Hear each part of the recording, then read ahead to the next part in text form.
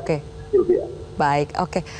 Bang Ciko, menurut Anda kenapa ya seolah-olah Presiden Jokowi ini banyak yang mencoba untuk menerka nanti karir Presiden Jokowi selanjutnya itu apa setelah tidak menjadi presiden?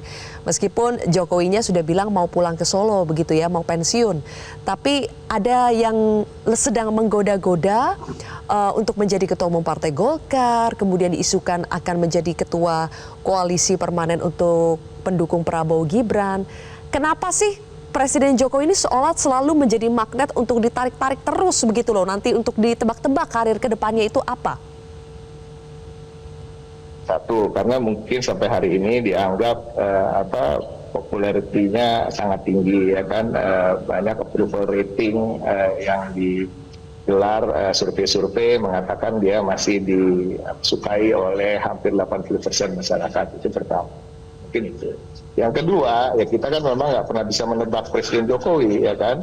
Di satu hari dia ngomong apa, besoknya ngomong apa. Entah itu maksudnya memang luas dalam berbohong, atau memang itu strategi. Tapi ini yang selalu menjadi pertanyaan. Dan saya rasa hanya dua hal itu yang akan menjadi pertimbangan dari partai-partai politik. Tentunya yang pertama yang tadi itu saya katakan bahwa seakan approval rating beliau sangat tinggi, tetapi apakah betul setinggi itu ya kita masih pertanyakan, karena kan kita nggak tahu metode dan pertanyaan-pertanyaan yang dilakukan yang dilemparkan ke masyarakat ketika melakukan survei tersebut. Karena buktinya sekarang pun bila pun Prabowo Gibran mendapatkan suara anggap saja 57 atau 58%, dan ini juga kita tidak tahu apakah itu suara murni atau ada manipulasi. Rasa-rasanya tidak mungkin kalau approval rating Jokowi yang begitu kental dan begitu terlihat berpihak pada Prabowo Gibran kok bisa 80%. Ini yang harus terus dipertanyakan, dan saya rasa itu aja. Itu yang menjadi pertimbangan dari partai-partai yang mengusung beliau.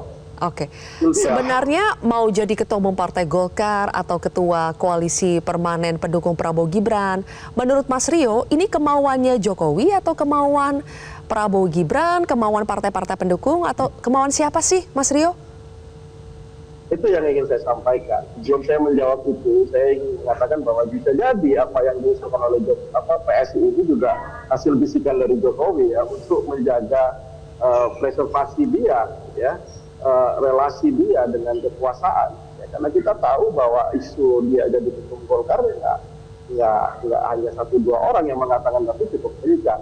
Nah, langkah-langkah politik ini kan dianalisis, ini kan untuk menjaga instrumen kekuasaan, membangun relasi dia dengan Prabowo cukup kuat gitu ya, makanya dia harus punya sisa power di masa senjakalanya atau lengsernya dia di 20 Oktober nanti. Ya, makanya dia terus cari cara atau instrumen untuk menjaga kekuasaan.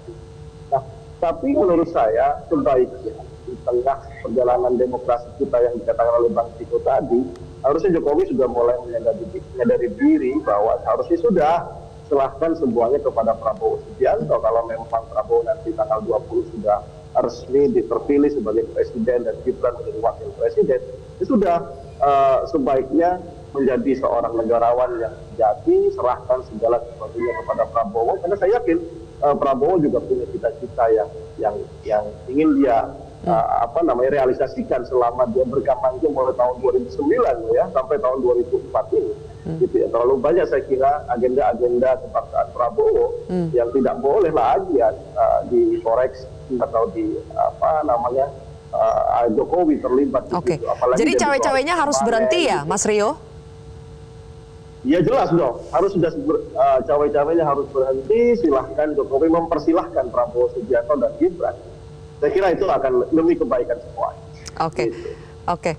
Kalau menurut Bang Ciko, perlu nggak sih ada ketua koalisi segala gitu kan? Belum pernah ya kita dengar ada ketua koalisi permanen, apalagi diketuai oleh seorang mantan presiden nantinya. Perlu tidak?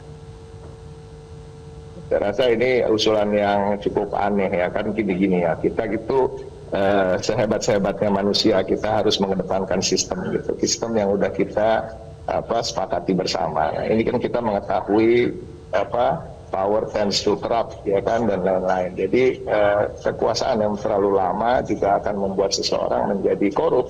Korup itu bisa dalam arti keseluruhan, yaitu korup dalam kekuasaannya, korup juga dalam korupsi uang negara dan lain-lain. Ini yang kita harus hindari dan kita harus mengedepankan sistem. Masyarakat Indonesia juga sudah cerdas dan mereka sudah memilih sistem ini sejak runtuhnya Orde Baru, dan sistem inilah harus kita kedepankan dan tidak ada manusia yang lebih hebat dari sebuah sistem. Dan sehebat-hebatnya presiden, anggap saja kalau dianggap Presiden Jokowi begitu sukses dalam 2 periode, ya memang cukup hanya 2 periode dan itu sudah menjadi kesepakatan.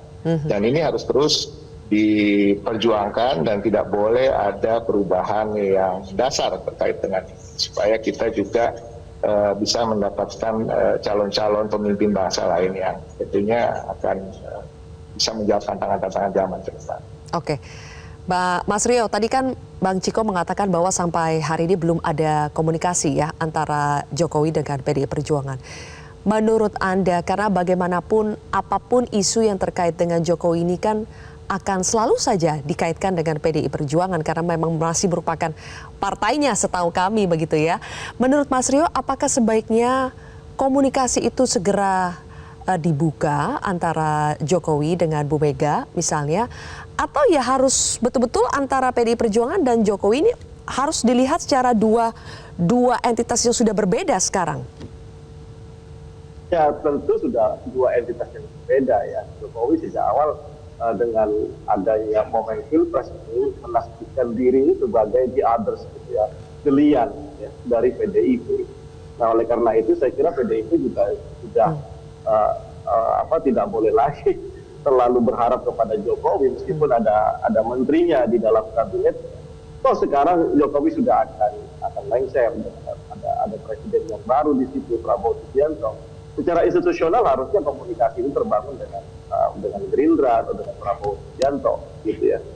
Nah kalau terlalu PDI ini memilih sikap untuk membangun atau membuka ruang komunikasi dengan Jokowi, maka ya publik akan mempertanyakan posisi PDI itu kepada Jokowi yang kita tahu selama pilpres pemilu ini PDI itu sangat kritis terhadap Presiden Joko Widodo gitu ya.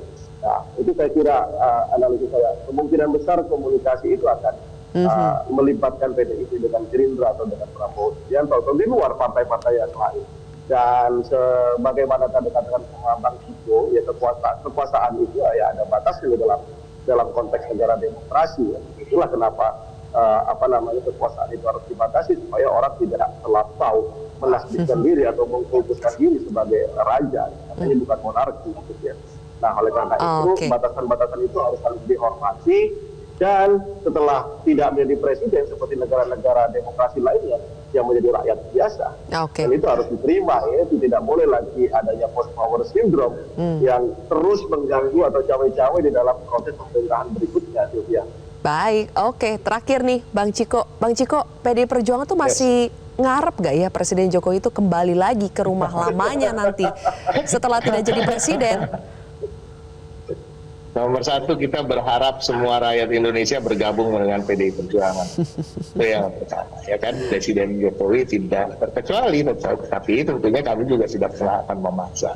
Dan itu tidak menjadi fokus kami pada saat ini. Fokus kami pada saat ini tentunya masih dalam koridor menyelesaikan tahapan-tahapan pemilu ini, menunggu hasil